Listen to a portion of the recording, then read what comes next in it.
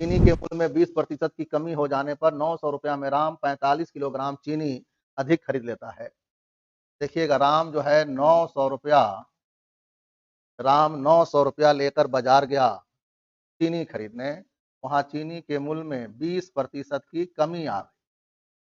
सुनिएगा, राम तो घर से गया था कि हमको इतना किलो चीनी लाना है,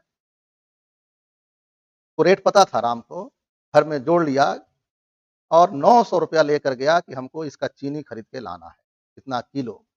लेकिन बाजार में गया तो देखा कि चीनी का मूल्य 20% डाउन हो गया है।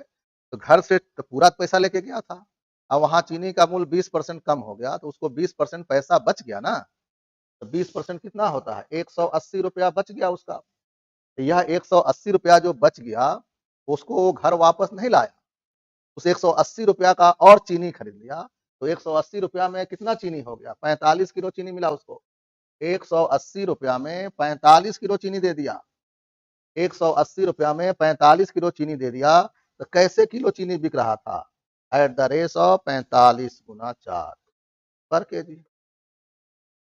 ये तो है, इसका मतलब 4 रुपये किलो चीनी मिल रहा था। सुनिए, 900 रुपया 20% 180, अब 180 रुपया 45 किलोग्राम चीनी अधिक खरीद लिया। 180 रुपया में 45 किलोग्राम चीनी खरीद लिया। उस समय चीनी कैसे किलो बिक रहा था, 4 रुपये किलो। तो चीनी का मूल्य घटने के बाद प्रति किलोग्राम कितना था, 4 रुपये किलो। अब ध्यान दीजिएगा, यहाँ पर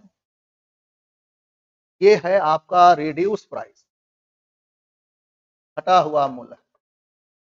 ये घटा हुआ मूल्य है, अभी 4 रुपये किलो बिक रहा है, लेकिन मूल्य 20% कम हो गया है, तो 80% पर बिक रहा है, ऐसे भी लिख सकते हैं। 80% पर बिक रहा है, लेकिन बिक रहा है 4 रुपये।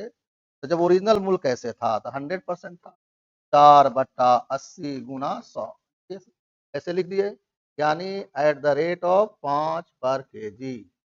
ये क्या था, ये क्या है, ये घटा हुआ है, ये ओरिजिनल है। पहले 5 रुपये किलो था, पहले 5 रुपये किलो था, आज घट कर 4 रुपये किलो हो गया।